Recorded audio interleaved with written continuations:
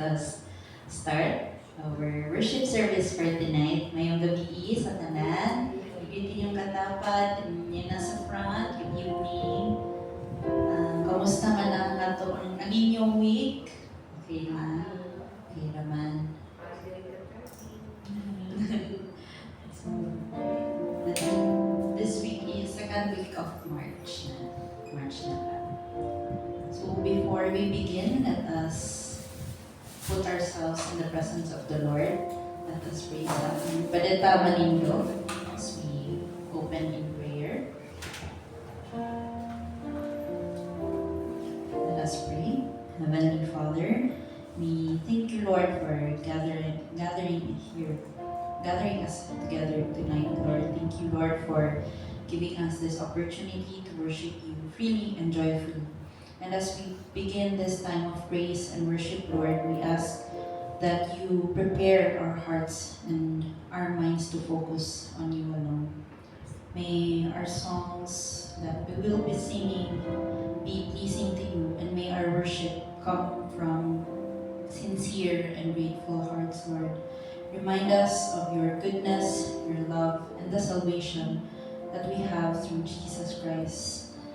This we pray in Jesus' name. Amen. Okay, I will read to you Psalm 100 verse 4. Enter his gates with thanksgiving and his courts with praise. Give thanks to him and praise his name. So tonight, let us lift up the name of the Lord with joy and with gratitude. Let us remember the goodness of God.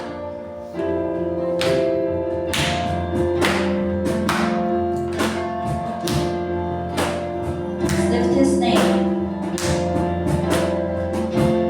Lord, I lift your name on high. Lord, I love to sing your praises. I'm so glad you're in my life.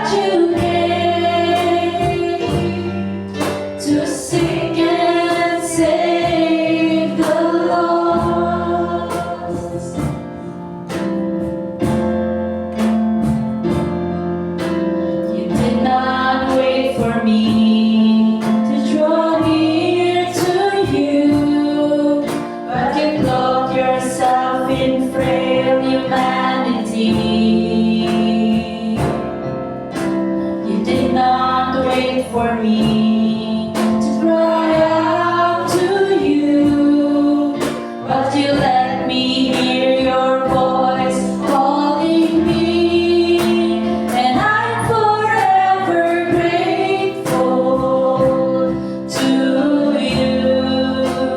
I'm forever grateful for the cross. I'm forever grateful to you that you came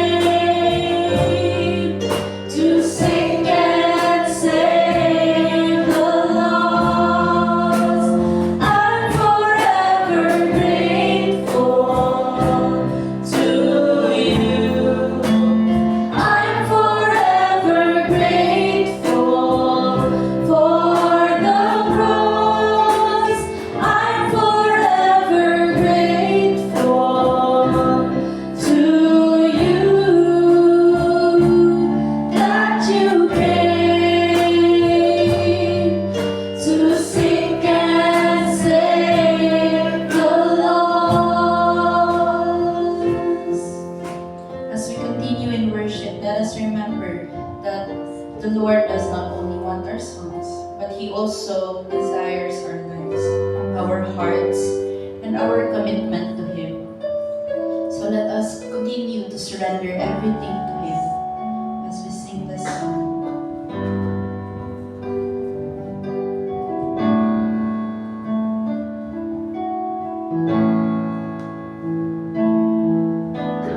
All that I am, all that I have, I lay them down before you, oh Lord. All my regrets, all my acclaims, the joy and the pain, I'm making them yours. Lord, I offer my life to you, everything I've been through. Use it for your glory, Lord. I offer my days to you.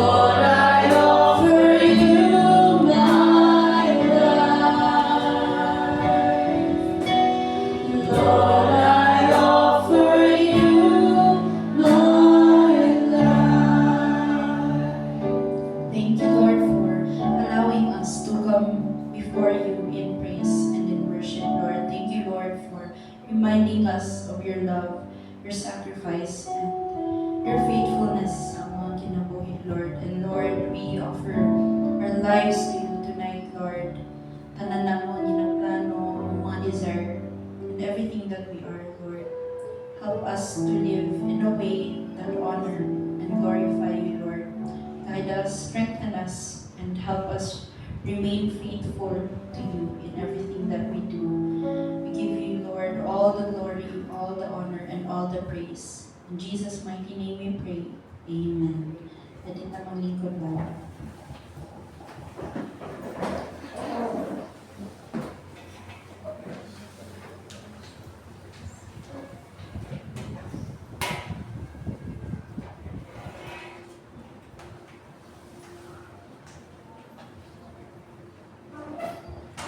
May gabi sa atong tanan. Sa atong pagtuon, padayon pagtuon sa Book of Acts, makita nato nga ang kaaway nangita gyud og dakalain-laing pamaagi aron sa sibuan mo sa pagsanta, aron sa pagpugong, sa pagtubo sa simbahan. Una, no, katong nagian nato, ipa-aresto si Peter o si John. Dahil giwarningan sila nga dili na iwali itudlo ang ngalan ni Kristo.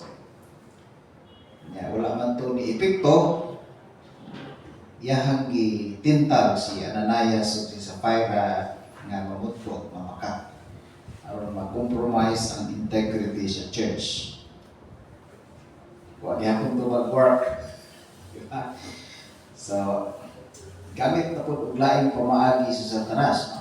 Aron sa pag-oppose, aron sa pag-stop, sa pag-uswag, pagpadayon sa buluhaton. Nga, bini mo, kung pasahon ang story nga pinaagi sa opposition. Di ba na naman sa gobyerno, grabe yung opposition. Hinara po ang simbahan sa anong grabe po ang nag-oppose. Hindi basta-basta ang nag-oppose. Nga mahunong na, mundang na ang simbahan, pero lahi ang nahitabo. Gigamit tinawon sa Ginoo katong mga opposition, gikan sa mga kaaway, aron sa pagtabang nga ang simbahan mo padayon. Okay, while daghang mga opposition, mas nangisog man ninoon ang mga apostles. Diba? So, wala itong nothing can stop the gospel. Focus ang atong pagtuon diya karon. Although ang peak, no, sa opposition, no, sa padayon sa simbahan na apa sa chapter 8, no, sa Book of Acts, tursugda na nato ni siya, no, sa pagtuon. Then ang reason of the opposition nganong gina-oppose ang mga apostoles sa una sila pagwali sa gospel, no? More and more men and women believed in the Lord and were added to their number. Okay. Hinahinay o kadaghan ang nadugang ng mga tao sa simbahan. O ito nga na-alarma mga pari. Kaya kasi sila, uy, muhot na taan eh. Malhin na sila dito tanan. Pero naagin po ka na nag-alangan nga mo uban sa mga Kristohano. Nag-alanganin sila. Kanang wala sila nagpakita o kaisog nga mukuyog sa mga Kristohan. Tingali nag-handlok sila. Tungod sa mga naaging ng mga istorya kay si Peter o si John, ipatawag po sa mga kanagkuhan. Madugkan to sa mga tao, wala. Kung mapitaan nila, basta ipatawag kita. Big deal kaya sila, ha? Kunya na preso magin sila, si Peter o si John. Sa mga tao, agay, basta presohon punta. Dili lang tabuban. Kunya, basta nadunggan po nila itong nahitabo kang Ananias o Sapphira, Nga, kung mamutbot ka, mamatay ka. Kita mo apil na nila kay hindi ito pwede mamutbot, kaya mamutbot na, mamatay pa ta. Pero, ayun diha na. Daghan gid gihapon ang nadugang. Daghan ang nahimong Kristohanon. Bisan naani nga mga panghitabo. Ha? Kaya kung kita tingali ito, di na lang daw kay kuyaw ka din ang gubuha. Many were added to the number. Tapos ginipon. Many were healed. Daghan ang part man sa mga signs and wonders nga nahimo sa mga apostles. No? Miracles and healings are abounding.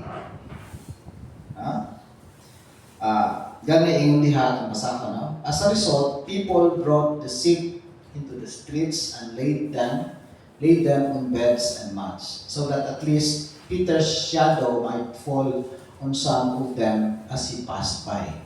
Grabe mo. Kung agian lang sa anino ni Peter, maayo. Crowds gathered also from the towns around Jerusalem, bringing their sick and those tormented by impure spirits.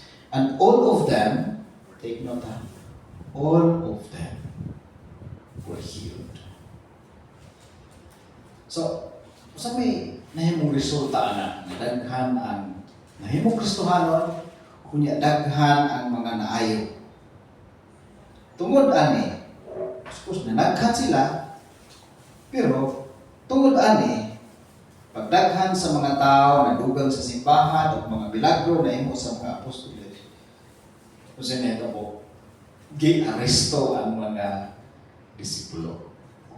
Kaduha po yun. Ha? So, pero bisan yung nanay nahitabo, wala gihapon nga nahunong, no? Ang pagtubo sa simbahan. Kaduha sila ga-aresto. Hindi nga chapter nga itong ginatunan karon. Ang unang ang pag-arrest sa ilaha, ginakop sila dayon i-release.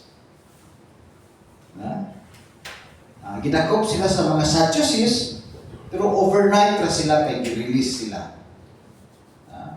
Wala itong mabasa sa verses 17 to 20.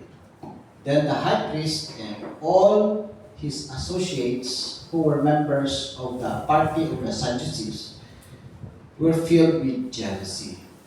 They arrested the apostles and put them in the public jail. But during the night, an angel of the Lord opened the doors of the jail and brought them out. Go, ingon ang angel sila. Stand in the temple courts, he said, and tell the people all about this new life. Take note, and all of his who were members of the were filled with jealousy. They arrested the apostles. Last time ang God ang gi-aresto, ang gipreso si Peter lang o si John. Karon tanan na gyud. Kasi rason kaya nagsilos sila. Kaya daghan na lagi ang nahimong Kristohanon, daghan ang na-perform ng mga miracles. Selos sila kay ang atensyon sa mga tao dito na sa mga apostles. So, ibutang gid sila sa public jail. Aron tingali makita gid sa mga tao. Di ba na sa mga kanang mga lungsod bitaw na mga lungsod ng mga presohan na duol gyud sa police station ay presohan diha para makita kita sa mga tao. Tingali mo ni tuyo nila gibutang gid sila sa public jail para makita sa uban. Para tingali para mahadlok ang mga tao. Pero nagpadayon gihapon ang milagro na naman kay ang Ginoo nagpadala siya og anghel aron sa pag-rescue sa mga apostles sa tungang gabi. Now, ironic ni siya kay ang gipadala sa Ginoo angel. Nakalang mga Sadducees, dili na siya mutuo og angel. Mao na difference sa Sadducees ug sa Pharisees. Ang mga Sadducees dili sila mo angel of resurrection. Dinhi angel ang gipadala sa Ginoo aron sa pagpagawas sa mga apostol. So, nothing can stop the gospel.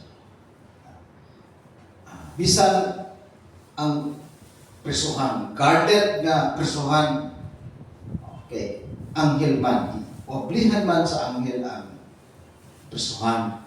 Dayon, isutihan ang mga apostoles nga isulti dito sa temple court ang mensahe na hitungod kang Ginoong Kristo. Now, pagkabuntag niya na,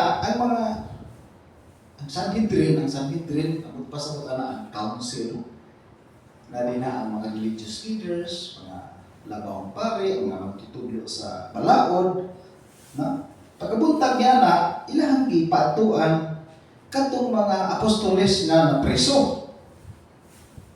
Agay pag-ato nila dito, kaya wala naman. At daybreak, they entered the temple courts as they had been told and began to teach the people. When the high priest and his associates arrived, they called together the Sanhedrin, the full assembly of the elders of Israel, and sent to the jail for the apostles. But on arriving at the jail, the officers did not find them there. Wala na sila dito. Wala sila kapalo nga, ipagawas na tayo sa angel ang mga apostles. So they went back and reported, we found the jail securely locked, while the guards standing at the doors. Ikundyahan gihapon, pero wala na sila dito sa susunod. But when we opened them, we found no one inside. On hearing this report, the captain of the temple guard and the chief priest were at a loss, wondering what this might lead to. So, nagawas na ang mga apostol sa gabi pa lang, pagkasunod buntag, nagadto na sila dito sa temple. Pag-abri sa temple, sugod na rin sila o tudlo. While ang Sanhedrin, niadto po sila sa korte, kay ipatawag lagi ang mga apostles aron imbestigahon sila. Dayon, gipaadto sa prisuhan ang mga apostles para dalhon dito sa Sanhedrin. Pero, wala na dito ang mga apostles. Tuwa na dito sa temple. Dayon, sa adlawan na kabalo ang mga tao mag-i-aristo, gipreso sila. Dahil pagkabuntag, nakita sa mga tao nagawali ang mga apostles. Tingnan ko na wala mga tao. Nausa na di ba kinakop na sila kahapon? I-aristo na sila kahapon, gipreso, pero maalagi sila ron. Ako sila idea nga gipagawas na sila sa angel. Katong mga Sanhedrin, wala po sila kahibalo. Wala na kakahibulungan mga igsoon. Pero doon ay nagsulti. Nagsulti sa mga Sanhedrin nga tuwa na sa temple ang mga disciples. Then someone came and said, "Look, the men you put in jail are standing in the temple courts, seeing the people." At that, the captain went with his officers and brought the apostles. Ano ang ikaduha ng pag-aristo? Pag-aristo rin sila. They did not use force because they feared that the people would stone them.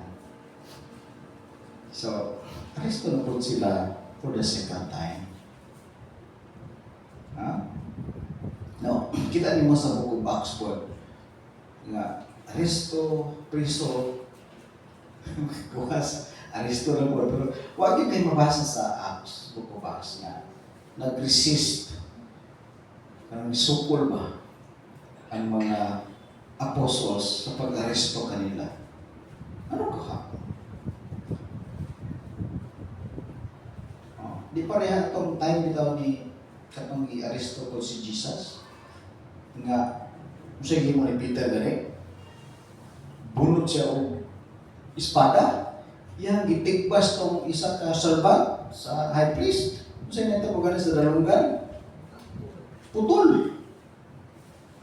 Pero giayo mo gud ni Jesus. Tingali nakatuon sila ato ba? Adi ba lang ka?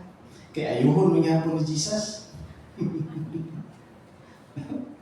So, dahil na ito, makita mga igsoon ba, nothing can stop the gospel. Despite sa threat, no less than, coming from the Sanhedrin, kadagkuan sa mga Hudyo, nothing can stop the gospel. Bisan, ang nahitabo kang Ananias o kang Sapphira, nanghadlok ko ang mga tao, ikurugod ang mga tao niya itong mga panghitabo. Pero more people were added to their number. Bisan gi-aresto ang mga apostles. Gipriso. Pero pagkabuntag, balik na po sila. Aron mapadayon nga mawali ang gospel. Dayon, sa musunod nga mga bersikulo, niya tubang na po ang mga apostles sa Sanhedrin. And then, mga accusations ang ilahang, mga ipag-accuse na po ang mga disciples, mga apostles sa ilahang mga gipanghimo. 27 to 28. The apostles were brought in and made to appear before the Sanhedrin to be questioned by the high priest. We gave you strict orders not to teach in this name. Wala pinalagi siya manalan ni Jesus. Allergic nga sila. He said, high priest na niya, kumbaga, karon ato bangon ka upo, or cardinal, bishop,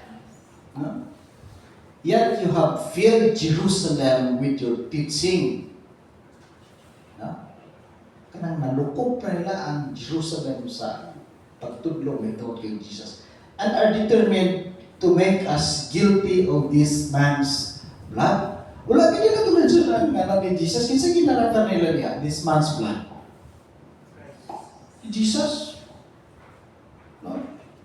Pero sa Cebuano na yung sila, o kami pa ang inyong gipasangin lang nga may patay kaniya. Ano na gisulti ni Peter? Wala din na nag-mention ang ngalan ni Jesus. So, remind sa high priest nga giingnan na si Peter o si John na dili lagi itudlo ang ngalan ni Kristo. Pero sumala sa libaluan na ito nga padayon man ang ilahang pagtudlo, pagwali. Gani ingon niya na kanang nalukop na nila ang tibuok Jerusalem sa pagtudlo mahitungod kang Kristo. Kaya mo po na isuko ni Kristo, di ba? And you will be my witnesses in Jerusalem, in Judea, and Samaria, and to the ends of the earth. Mo man ay gi-akusar sa high priest kang Peter o kang John. And then finally he says, kapag ingon na lagi, you are blaming us for this man's death. O kami pa ang inyong ipasangin lang na may patay.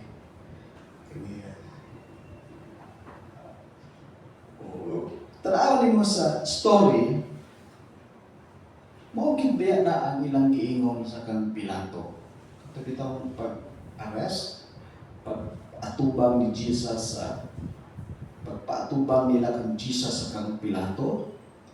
Di ba? Series of investigations na itong naagian ni Jesus, kang Anas, kang Cayapas, kisa pa ito, katong gobernador, na si Herod, katapusan si Pilato. Wala may na-diskubrihan yun si Pilato nga doon ay sala nga nahimo si Jesus nga ngayon siya nga mag-suffer of death penalty. So, karon nang hugas og kamot si Pilato, yun siya nga, wala ko'y nakita nga rason nga ano nga ipapatay, iplansang sa krus ng tawana, meaning si Jesus. Kasi man ginahimo ganit sa mga tao, kung sa iyong gisulti kang Pilato. Yung sila sa Matthew, no? Kami ug ang among mga anak mao ang manubag sa iyang kamatayon. Hindi ko nila. Tapos kami ug ang among mga anak mao'y manubag sa iyang kamatayon. Pero dinhi ilang gisukmatan si Peter. Ha? Nga sila kuno ang gipasanginan nga nagpapatay nga sila man gyud. You are blaming us. Nga kami nagpapatay ni Jesus. Tanaw na ito dito sa Matthew, sila ang nagpapatay. Sila ang nag-demand. I-release patunta ni Peter. Pilato niya eh. Para sa mga B. I-release patunta ni Pilate. Pero sila, ipalan sa mina, kami ang manubag sa ikamatayon. Pero karon, dito na sila mga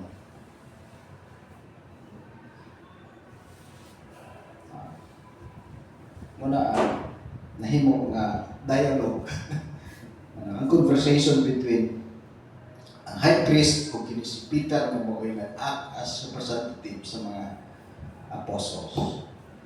So Peter responded, we must obey God rather than men.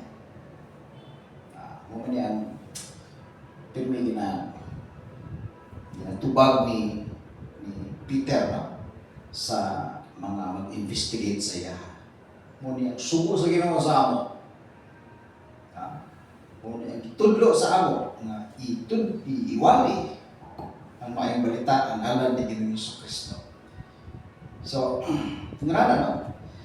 O declare ni Apostle Peter no?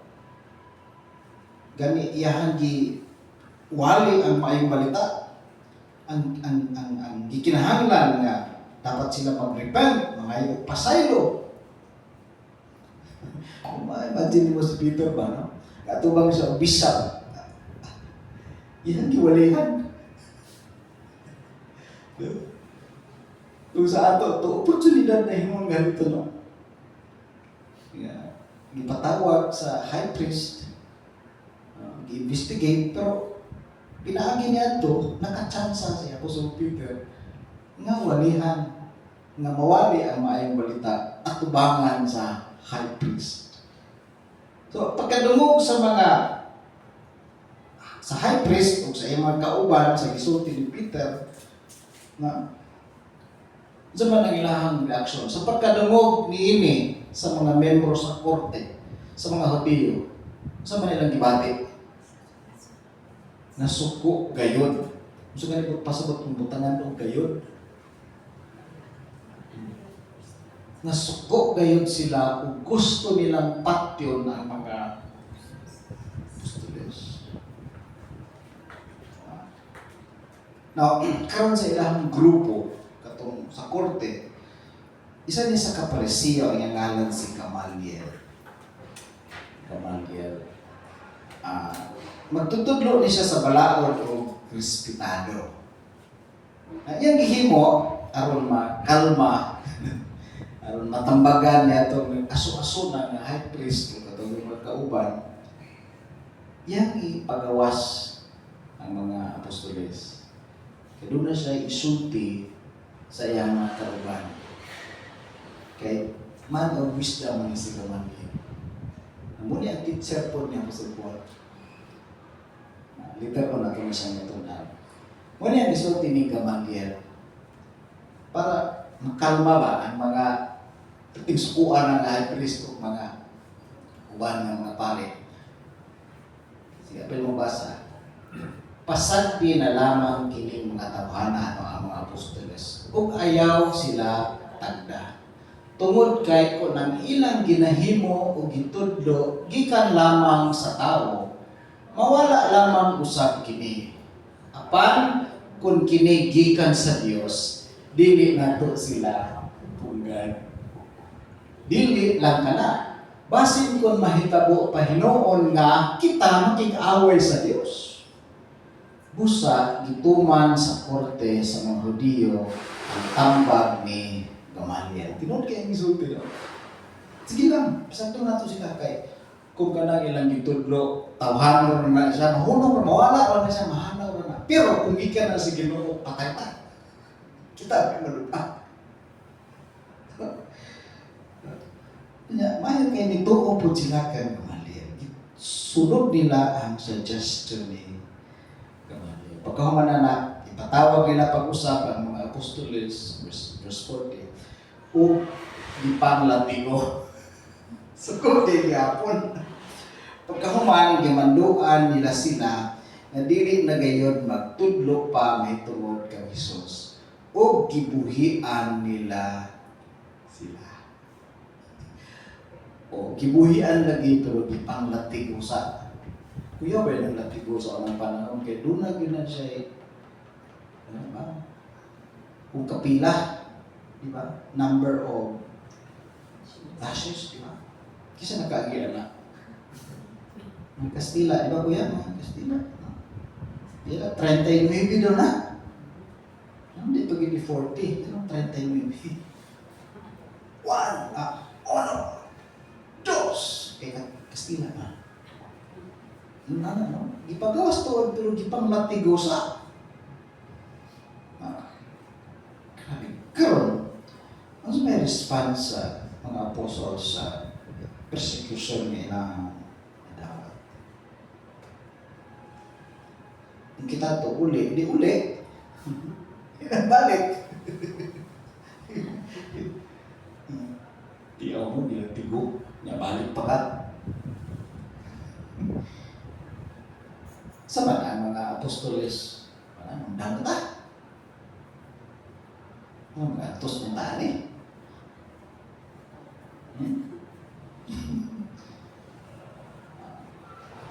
Mihawa sila dito, laipan.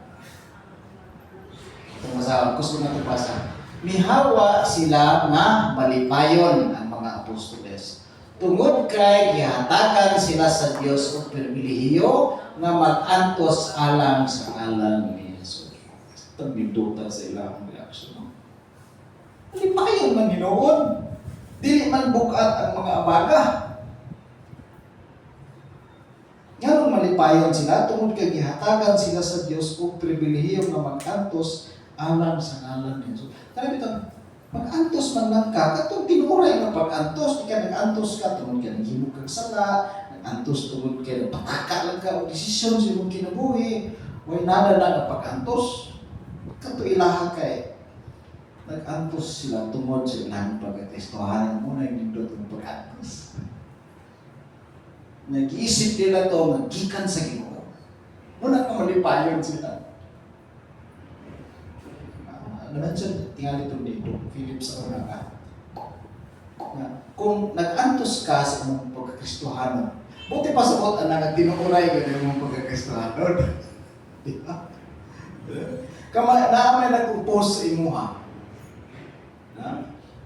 Kanang, naay mga pagsulay, buti pa sa kot tinuuray ng imuhang pagtuo, pagsunod kay Ginoong Kristo. Kung dili na tinuuray, ambot lang. No? Isa na ang magpakita na tinuray nga lang yung pagsunod kay Kristo. Kaya doon ay oposisyon.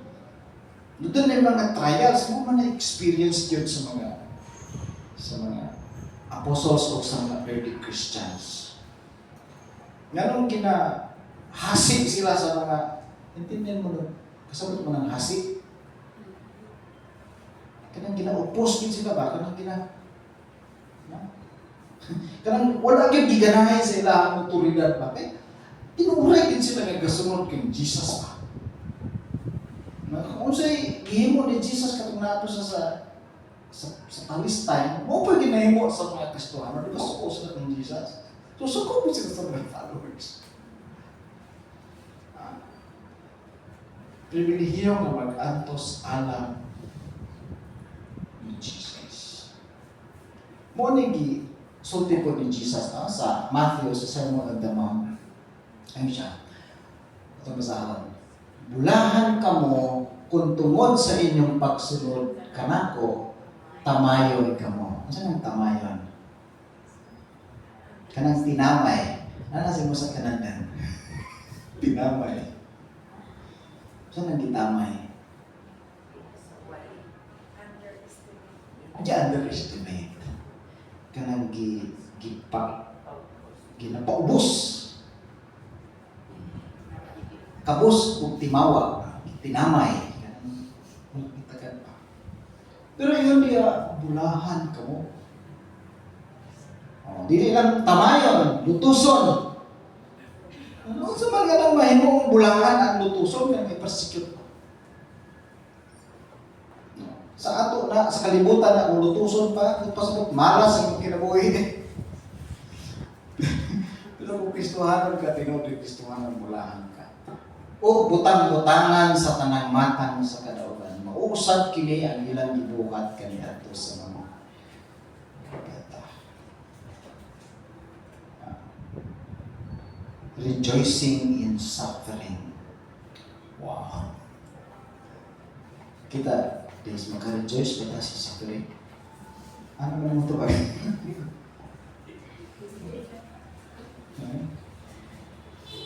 Kung wala siguro si Kristo, hindi kita ka-rejoice. Siya po rin rejoice, no? Kung wala si Kristo, hindi kita ka-rejoice. Kung kalibutanon tingali, no? Hindi kita ka-rejoice. So, malipayon sila. Kini pa. 42. Ang basahon. Adlaw-adlaw dito sa templo o sa mga kabalayan ug nagpadayon ang ilang pagpanudlo ug pagsangyaw sa mayang balita na si Jesus mao ang Kristo. Never stop sharing. Rejoicing in suffering, never stop sharing. So the apostles rejoiced in suffering. Then, padayon ang ilahang pagpanudlo. Kada adlaw sa templo, sa kabalayan, wala sila ni hulong sa pagtudlo, sa pagproklama sa mayang balita na si Jesucristo mo ang Kristo, meaning Messiah, manluwas sa kalibutan. Giingan sila na undang na lagi mo. Pero wala. Nagkalimpay sila dahil padayon ng ilahang pagtudlo sa mayang balita. No. Sigurado ko na si Satanas padayon din siya o atake sa buluhaton sa Ginoo. Dili siya munong. Pero sa atong manatunan so far sa Book of Acts, wala gyud makapahunong, makasanta sa pag-uswag sa buluhaton sa Ginoo. Giingnan ang mga apostoles na mumunong na sa pagwali sa pagtudlo, pero wala ni hunong ang buluhaton sa Ginoo. Giaresto sila, gipreso, gibutang-butangan o ang istorya na dili eksakto, kaduha giaresto, pero napadayan gihapon ang buluhaton sa Ginoo. Nothing can stop the gospel. Because the gospel, according to Romans chapter 1 verse 6, the gospel is the power of God for the salvation of all who believe.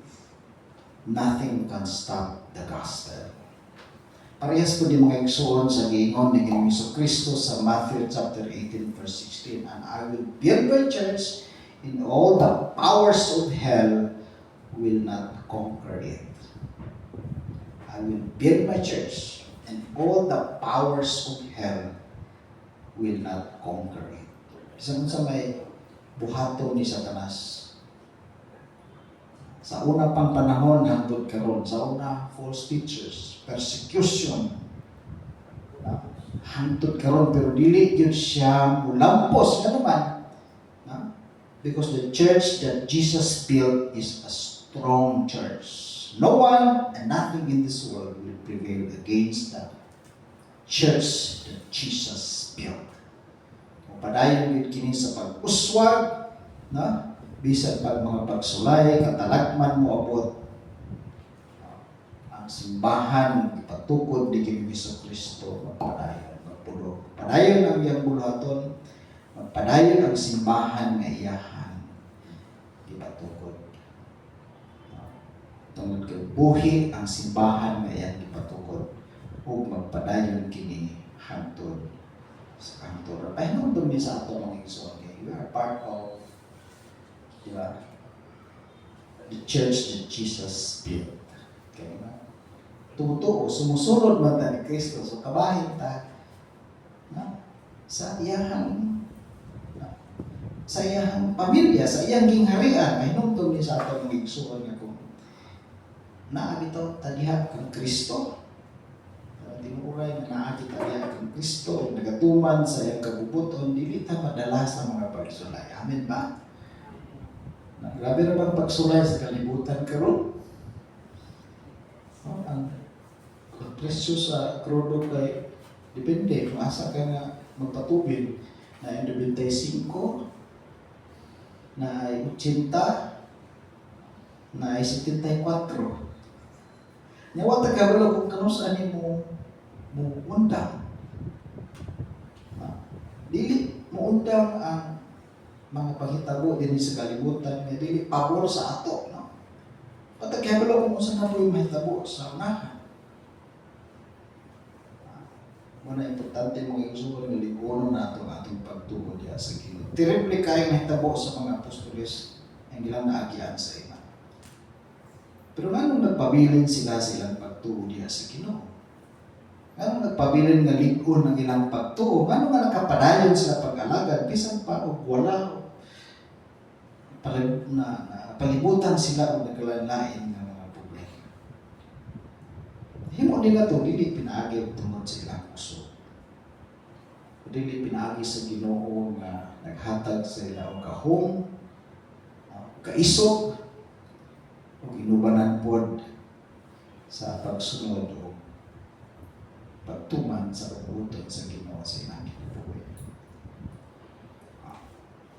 Di man nato sunod tingali 100% ang example sa mga apostoles, pero itulo ni pili siya nga story sa Bible para mahimo silang example ba. Nga nahimo nila to dili kay mga kuya o sila, ordinaryo lang itong mga tao pareha sa ato. Pero nagtuo lang sila sa Ginoo. Gilikon lang nila ilang pagtuo sa Ginoo, ilang gisunod ang kabubuton sa Ginoo sila kinabuhi. Kung ay ato na to, wala imposible.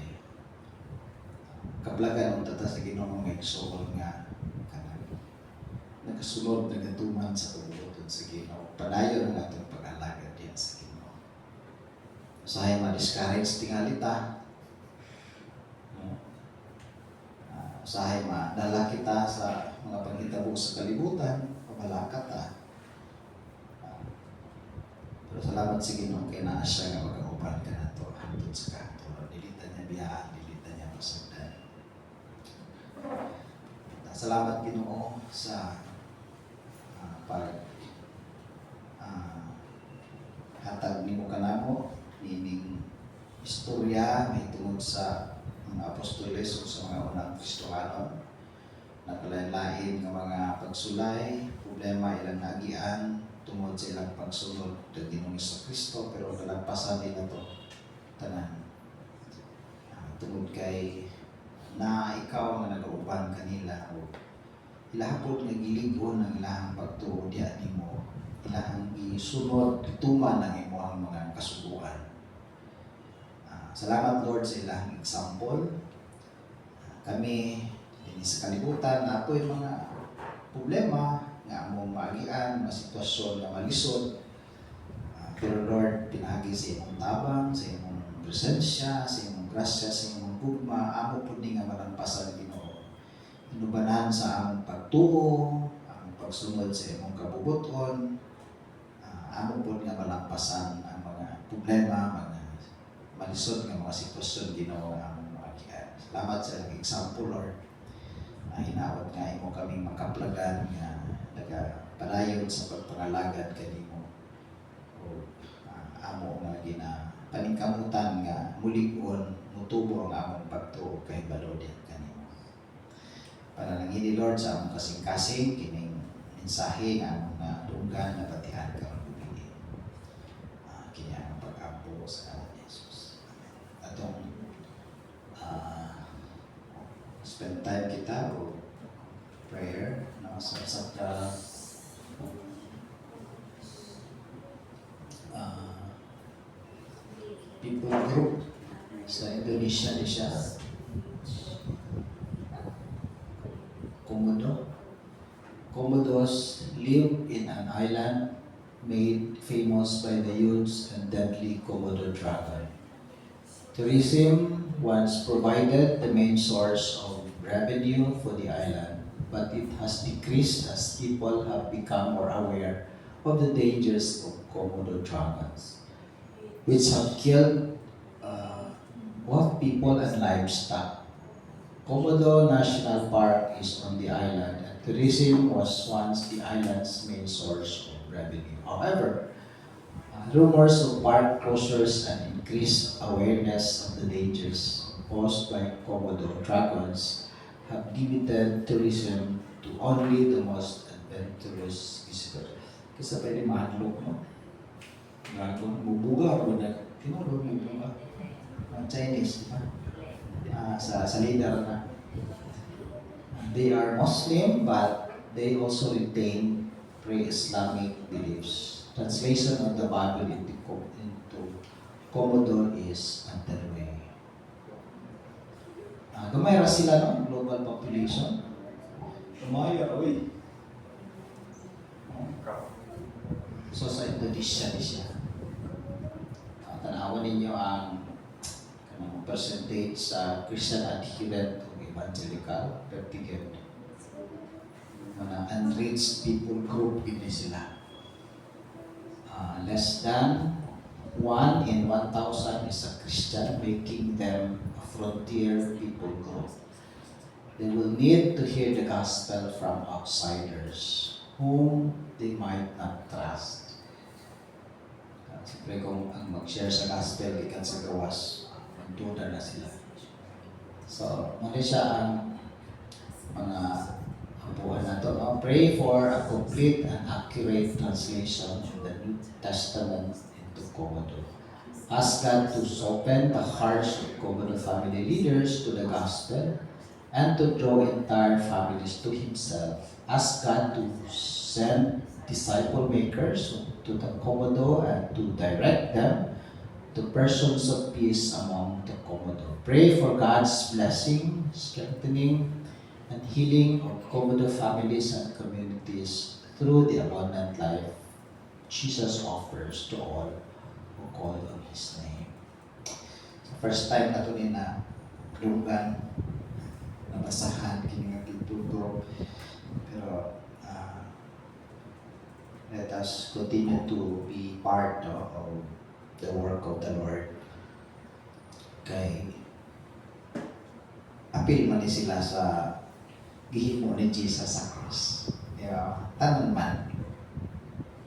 Klaro mo na sa Bible nga dili gyud siya mabalik hangtod nga dili mawali, di ba? Ang mensahe sa kaluwasan. Hangtod nga ang tanan dili mahatagan og tsansa nga magkabati. Diba? And this gospel will be preached among all nations and then the end will come. So, ito ang ampuan, no? Tapos siguro i-appeal po nato kaampo ang sitwasyon sa Middle East. Okay. Bisan layo pa kita din ni Southeast Asia, pero grabe ang epekto po sa ato. Sige, magtindog tatanan. Samtang magaduman kita sa pag-ampo o sa uban pa nga mga prayer needs tingali nga inyong madunduman at nang i-appeal po sa pag-ampo. Magaduman kita sa pag-ampo.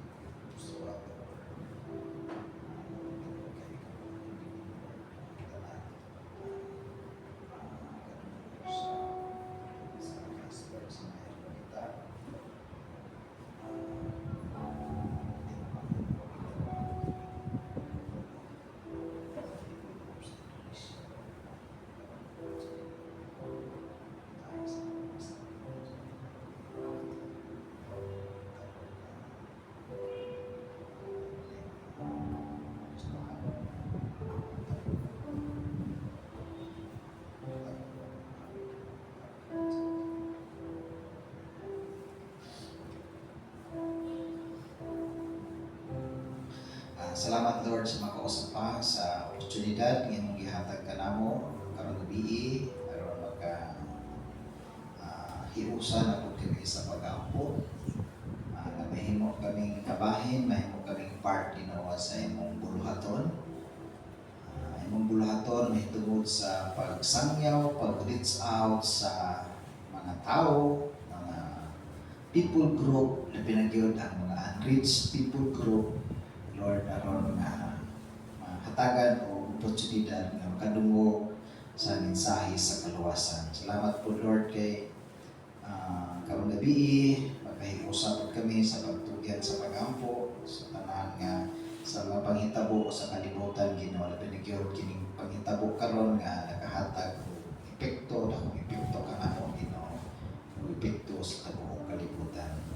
Among gitugyan po sa pagampo Lord ang mga personal nga mga kinahanglan sa imong magkatawhan. Salamat kay nasayod ka sa among panginahanglanon sa sitwasyon namo sa matag usa. Ikaw tubag Lord sa among mga pagampo sumalan sa imong kabubuton o sa imong plano sa among kinabuhi Ginoo. Lord, among gisalig kanimo tugyan sa pagampo ang among pagpamaulik karon. Continue to be with us Lord. Continue to give us the protection Lord that we need every time na kami magbiyahe, maglakaw. Lord, among gipangayo padayon ang imong pag-uban, pag-protect ka namo Ginoo. Bisan protection po Lord sa mga sakit. Lord, batay kami, pabani kami kanunay Ginoo. Protection Ginoo labaw sa tanan sa atake ni Satanas. Kay huwag sila yung tuyo Ginoo, kundi mao ang pag-uba sa among kinabuhi, sa mga relasyon, ug sa imong buluhaton. Pero salamat Lord kay na ikaw nga mag-uban ka namo, maghatag sa proteksyon nga among gikinahanglan Ginoo. Salamat Ginoo sa matag usa niya karon dinhi ang imong panalangin ma-experience namo karon nasayod ka sa panginahanglan namo Lord. Nasayod ka sa nakahatag og kabuuan sa among kasing-kasing mga sitwasyon sa among panimalay, kalisod sa trabaho, pagpangita og kwarta. Lord, among isalig tugyan kanimo ang tanan Lord. Nagapangayob kami sa imong grasya, sa imong kaluoy nga among ma-experience ka na Ginoo sa adlaw-adlaw nga tanan. Panalangin ni Lord ang imong mga katawan, bless them Lord, physically, emotionally, materially, above all Lord, spiritually. Lord, ikaw magtagbo sa iyong gikinahanglan Lord. Tagay sila kaalam Lord sa mga desisyon ng ilang pagkabuhaton. Ilang pamilya Lord, ikaw magpagkamaayo kanila Ginoo. Amo kinigitugyan kanimo sa pag-ampo kay ikaw man ang among kabuhanan nga Dios, ikaw man ang among langiton nga amahan. Pag imong tuyo kanamo Ginoo para ra gyud sa among kaayuhan Ginoo. Tabangin mi Lord kay lipunon na mo among pagtuo diha kanimo. Mosulod kami kanimo Ginoo, mupadayon kami sa pag-alagad kanimo Ginoo bisan pag unsay mga pagsulay, mga kapait sa kinabuhi nga among naagian, mga paghitabo sa kalibutan nga makahatag epekto kanamo. Tabangin kami Ginoo, magpadayon lamang gyud sa pagsunod kanimo. Parehas sa pagsunod sa mga apostoles o sa mga unang Kristohanon Ginoo. Tabangin kami Lord, mahiyo nga imo kami kaplagan Ginoo nga faithful, committed Lord, padayon sa among pagkalagad diyan kanimo. Salamat inyong tanan Ginoo, amo kang isimba gipasalamatan gidahig karon gabi. And now may the love of God the Father, the grace to our Lord Jesus, and the fellowship, the empowerment of the Holy Spirit be with you all, now and forevermore. Amen. Amen. Amen. Amen.